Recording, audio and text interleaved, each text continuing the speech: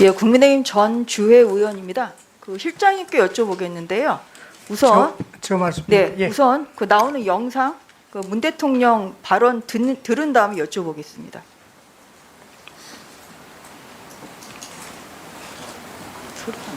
언론 자유야말로 기준의 출범이다.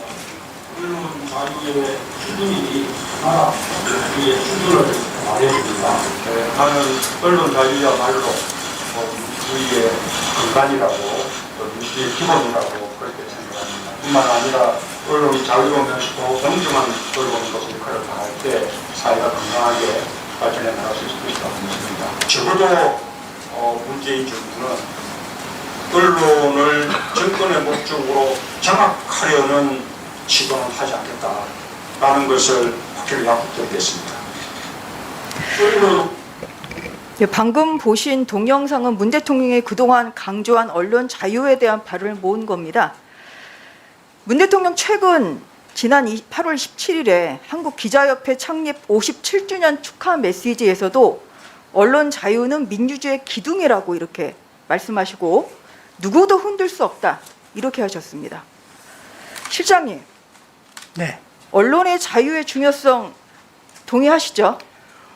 대통령께서 지금까지 뭐 쭉 말씀하신 게 영상에 나왔습니다만은 네, 초지일과 동의하시죠? 달라진 게 없습니다. 달라진 게 언론의 없습니다. 자유가 중요하다는 거는 예, 지금도 대통령도 달라진 게 동의하시고 없습니다. 예, 실장님도 그렇습니다. 동의하십니다. 네. 그런데 네.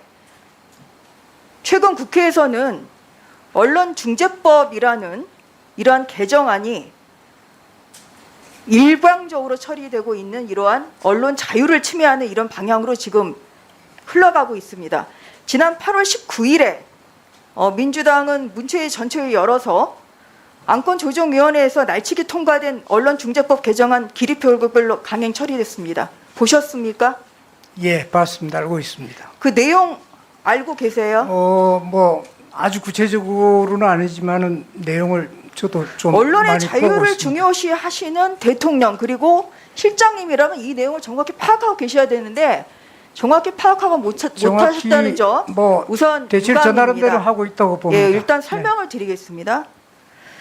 기준이 명확하지도 않은 허위 조작 보도를 들어서 손해액의 최대 5배를 배상하도록 하는 이런 징벌적 손해배상 제도를 담고 있습니다. 이것은 전 세계에 유례가 없는 제도입니다. 그 다음에 이것을 고의 중과실 추정을 조항을 주고 있어요. 바로 이러한 위헌적인 조항, 독소적인 조항이 있는 법안이 지금 민주당의 172석이라는 거대 여당의 지금 숫자의 힘에 따라서 민주당이 지금 일방적으로 그렇게 밀어붙이고 있습니다. 가짜뉴스는 당연히 엄중한 법적 책임을 물어야 됩니다. 그것은 본 의원도 동의합니다. 그런데 이번 언론중재법 개정안의 문제는 바로 언론의 자유를 침해한다는 점에 있다는 것입니다. 대통령과 청와대 침묵 한번 여쭤볼게요. 이 언론중재법 개정안에 대해서 지금 대통령과 청와대가 아무런 입장 표명이 없거든요. 그동안 언론의 자유를 중요시한 대통령 발언에 비추어 볼 때 이 법안에 대한 우려를 표명한다고 생각하는데 어떻게 생각하십니까? 뭐 원론적인 답변일 수 있습니다만 의원님이 잘 아시는 대로 헌법 21조 신문법도 3조에도 언론의 자유와 독립을 두텁게 보장하면서도 언론이 타인의 명예나 권리 또는 공중 도덕이나 사회윤리를 침해하면 안 된다는 사회의 책임도 명시되어 네. 있듯이 그 틀 속에서 대통령은 원론적으로 초지일관 언론 자유는 민주주의의 기둥이고 언론이 시민을 위해서 존재하는 한은 실장님, 언론 자유는 누구도 실장님 흔들 수 잠시만요. 그렇기 때문에 원론적인 이야기를 지금 여쭤보는 게 아니라 이 언론중재법 예, 그 틀 속에서 개정안에 대한 의견이 어떠신지를 물어보는 예, 그 틀 거죠. 속에서 의원님 말씀하신 대로 틀 속에서 지금 그 언론 중재법이 언론의 자유를 심히 침해를 하고 왜곡을 한다 그러면은 문제가 있겠죠.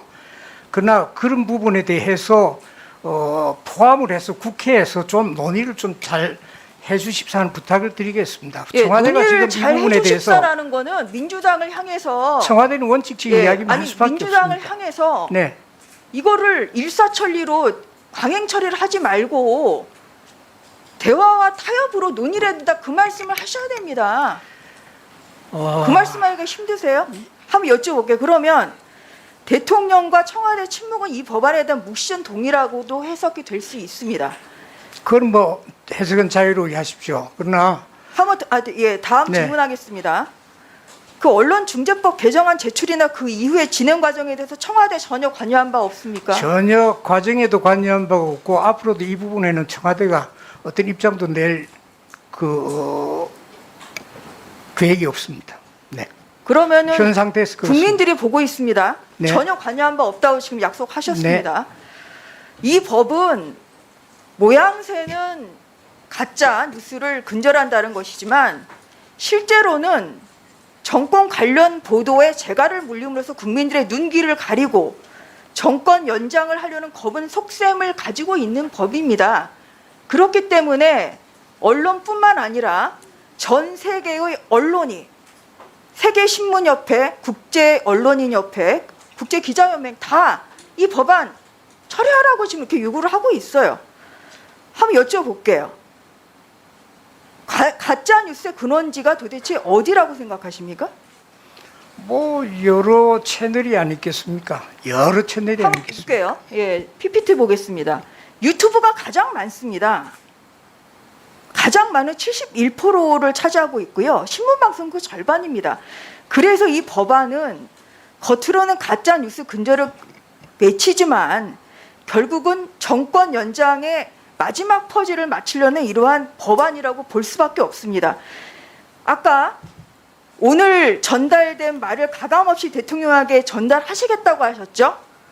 이 법안, 이 위헌적인 법안이 국회에서 처리되면 대통령에게 거부권 행사라고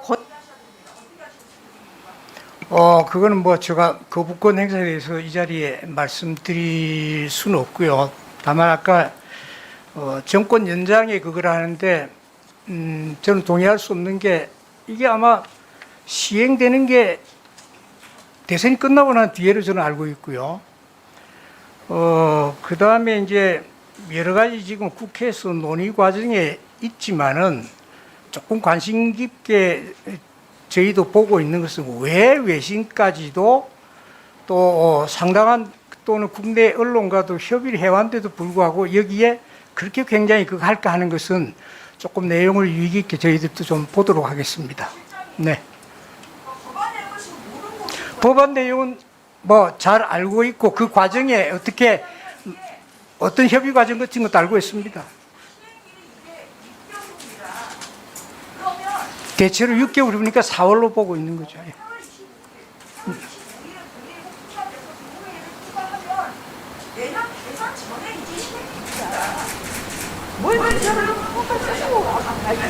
그거는 다시 한번 좀 체크를 해보겠습니다. 제가 알고 있기로는 그렇습니다. 네. 네, 제가 다시 한번 그거는 점검을 해보도록 하겠습니다.